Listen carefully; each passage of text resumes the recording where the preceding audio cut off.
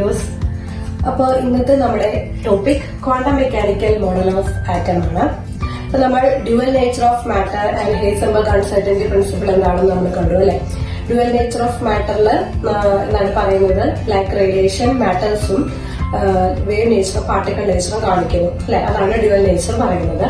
ഇനി Heisenberg uncertainty principle എന്താണ് പറയുന്നത്, ഇലക്ട്രോണിന്റെ പൊസിഷനും മൊമെന്റും നമുക്ക് സൈമൾട്ടേനിയസ് ആയിട്ട് ഡിറ്റർമിൻ ചെയ്യാൻ സാധിക്കില്ല. അപ്പൊ ഈ രണ്ട് കാര്യങ്ങളുമാണ് ക്വാണ്ടം മെക്കാനിക്കൽ മോഡൽ ഓഫ് ആറ്റത്തിലേക്ക് കോൺട്രിബ്യൂട്ട് ചെയ്ത, അതിന്റെ ഡെവലപ്മെന്റിലേക്ക് കോൺട്രിബ്യൂട്ട് ചെയ്ത രണ്ട് കാര്യങ്ങൾ. അപ്പൊ നമുക്ക് ഈ quantum mechanical model of atom എന്താണെന്ന് നോക്കുന്നതിന് മുമ്പ് അതിന്റെ നമുക്ക് ക്വാണ്ടം മെക്കാനിക്സ് ജസ്റ്റ് അതിന്റെ ഇൻട്രൊഡക്ഷൻ ഒന്ന് നോക്കാം. നമ്മളിപ്പോ മൈക്രോസ്കോപ്പിക് പാർട്ടിക്കിൾ, അതായത് മാസമുള്ള വസ്തുക്കൾ എടുക്കുകയാണെങ്കിൽ അതിന്റെ വേവ് നേച്ചർ നമുക്ക് ഡിറ്റക്ട് ചെയ്യാൻ സാധിക്കില്ല അല്ലെ. കാരണം മാസ് കൂടുതലുള്ളതുകൊണ്ട് അതിന്റെ വേവ് നേച്ചർ അതിന്റെ വേവ് ലെങ്ത് വളരെ കുറവാണ്. അപ്പോൾ അതിന്റെ വേവ് നേച്ചർ ഇൻസിഗ്നിഫിക്കന്റ് ആണ് ഫോർ മൈക്രോസ്കോപ്പിക് പാർട്ടിക്കിൾ. നമ്മൾ മൈക്രോസ്കോപ്പിക് പാർട്ടിക്കിൾ എടുക്കുകയാണോ, അതായത് ഇലക്ട്രോൺസ് പോലെയുള്ള മാസ് കുറഞ്ഞ വസ്തുക്കൾ എടുക്കുകയാണെങ്കിൽ അവിടെ പ്രോമിനന്റ് ആയിട്ട് നിൽക്കുന്നത് അതിന്റെ വേവ് നേച്ചറാണ് ദാൻ പാർട്ടിക്കിൾ നേച്ചർ. കാരണം അതിന് മാസ് കുറവാണ്, അപ്പോൾ അവിടെ വേവ് നേച്ചറാണ് മുന്നിട്ട് നിൽക്കുന്നത്. അപ്പോ നമ്മൾ classical mechanics Newtonian laws depend ചെയ്താണ് ക്ലാസിക്കൽ മെക്കാനിക്സ് ഇരിക്കുന്നത്. ക്ലാസിക്കൽ മെക്കാനിക്സിൽ ഡീൽ ചെയ്യുന്നത് വലിയ വലിയ മാസമുള്ള വസ്തുക്കൾ, അതായത് പ്ലാനറ്റ്സ് അല്ലെങ്കിൽ നമ്മളിവിടെ ചുറ്റും കാണുന്ന മാസമുള്ള എല്ലാ വസ്തുക്കളും ക്ലാസിക്കൽ മെക്കാനിക്സിൽ വരും, അതിന്റെ ലോസിന്റെ ഉള്ളിൽ വരും.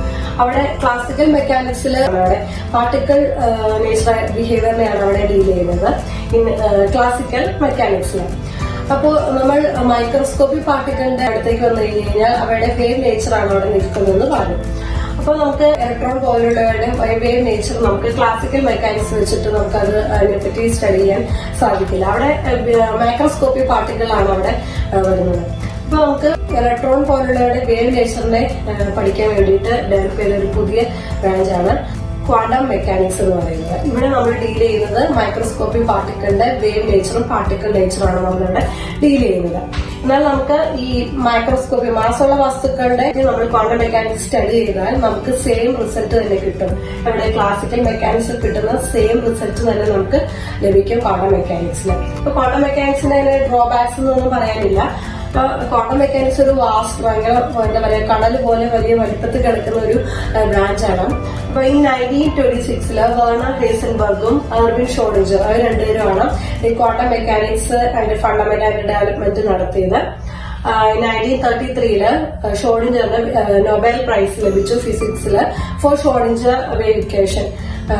ഷ്രോഡിഞ്ചർ വേവ് ഇക്വേഷൻ ആണ് ക്വാണ്ടം മെക്കാനിക്സിന്റെ ബേസിക് ഫണ്ടമെന്റൽ ആയിട്ടുള്ള ഇക്വേഷൻ എന്ന് പറയുന്നത്. അപ്പൊ നമുക്ക് നോക്കാം എന്താണ് Schrodinger wave equation. Quantum mechanical മോഡലിലേക്ക് നമ്മൾ പോവാണ്. അപ്പൊ ഇതാണ് ഷ്രോഡിഞ്ചർ വേവ് ഇക്വേഷന്റെ ജനറലൈസ്ഡ് ഫോം ആണ്. ഇത് നമ്മുടെ ടെക്സ്റ്റ് ബുക്കിൽ ഇല്ല, ഞാൻ ജസ്റ്റ് എക്സ്പ്ലെയിൻ ചെയ്യാൻ വേണ്ടി എടുത്തുള്ളൂ. അപ്പൊ ഇത് d² psi by dx² plus d² psi by dy² plus d² psi by dz² plus 8π² m by h² into e minus v psi is equal to 0. ഇതാണ് ഷ്രോഡിഞ്ചർ വേവ് ഇക്വേഷൻ. ഇതെല്ലായിടത്തും നമുക്ക് നോക്കി കഴിഞ്ഞ് കഴിഞ്ഞാൽ സൈ കാണാൻ പറ്റും. എന്താണ് സൈ? സൈ എന്ന് പറയുന്നത് വേവ് ഫംഗ്ഷൻ ആണ്. അതായത് ആറ്റത്തിന്റെ ഉള്ളിലെ ഇലക്ട്രോണിന്റെ വേവ് നേച്ചറിനെ കാണിക്കാനാണ് നമ്മൾ ഈ സൈ ഉപയോഗിക്കുന്നത്. അതിന് ഒരു ഫിസിക്കൽ മീനിങ് ഒന്നുമില്ല. ഇവിടെ അത് ഡിപ്പെൻഡ് ചെയ്തിരിക്കുന്ന കോർഡിനേറ്റ്സ് ആണ് x² y² z² എന്ന് പറഞ്ഞു കഴിഞ്ഞാൽ. ഇപ്പം ഇതൊരു മാത്തമാറ്റിക്കൽ ഇക്വേഷൻ ആണ്. ഈ ഷ്രോഡിഞ്ചർ വേവ് ഇക്വേഷൻ എന്ന് പറഞ്ഞാൽ higher level of mathematical equation ആണ്. നമ്മൾ ഹയർ സ്റ്റഡീസിൽ ചേരുമ്പോഴാണ് നമുക്ക് അത് കൂടുതൽ മനസ്സിലാവുക. അപ്പൊ ഇതൊരു മാത്തമാറ്റിക്കൽ ഇക്വേഷൻ ആണ്. അപ്പൊ x² y² z² എന്ന് പറഞ്ഞാൽ കോർഡിനേറ്റ്സ് ആണ്. അപ്പൊ അതായത് നമ്മുടെ മാത്സിൽ ഇപ്പം ഞാനിവിടെ ഒരു ഡോട്ട് ഇട്ടു. അപ്പൊ ഇതിന്റെ ഒരു പൊസിഷൻ നമ്മൾ ഡിറ്റർമൈൻ ചെയ്യണമെങ്കിൽ നമ്മൾ x ആക്സിസും y ആക്സിസും വരച്ചു കഴിഞ്ഞ് നമ്മൾ ഇങ്ങനെയാണ് അതിന്റെ പൊസിഷൻ നമ്മൾ കണ്ടുപിടിക്കുന്നത് അല്ലെ മാത്സില്. അതുപോലെ തന്നെ ഇപ്പൊ സ്പേസിൽ 3 ഡയമെൻഷണൽ സ്പേസില് ഇലക്ട്രോണിന്റെ പൊസിഷൻ കാണിക്കുന്നതാണ് x² y² z². അതായത് പ്രോബബിലിറ്റി ഇൻ പൊസിഷൻ കാണിക്കാനാണ് നമ്മൾ ഈ കോർഡിനേറ്റ്സ് ഇവിടെ ഉപയോഗിക്കുന്നത്. അപ്പൊ സൈ ഡിപ്പെൻഡ് ചെയ്യുന്നത് ഈ കോർഡിനേറ്റ്സിനെയാണ്.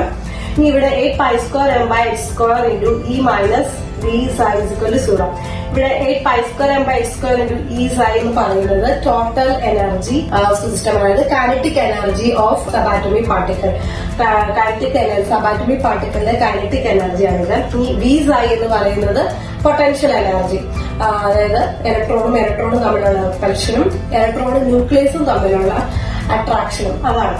അപ്പോൾ ഇതാണ് ഷ്രോഡിഞ്ചർ വേരിഫിക്കേഷൻ. നമ്മൾ ഈ ഷ്രോഡിഞ്ചർ വേരിഫിക്കേഷൻ ഫോർ ഹൈഡ്രജൻ ആയിട്ട് നമുക്ക് സോൾവ് ചെയ്ത് കഴിയുമ്പോൾ നമുക്ക് ഇവിടെ കിട്ടും H∼psi. ഇതാണ് ഈ ഇക്വേഷൻ ആണ് നമ്മുടെ ടെക്സ്റ്റ് ബുക്കിൽ കാണുന്ന ഷ്രോഡിഞ്ചർ വേരിഫിക്കേഷൻ. ഈ H∼ എന്ന് പറഞ്ഞാൽ ഹാമിൽട്ടോണിയൻ ഓപ്പറേറ്റർ ആണ്. നമ്മൾ മാത്സിൽ പല ഓപ്പറേറ്റേഴ്സും ഫംഗ്ഷൻസും ഒക്കെ പഠിക്കും.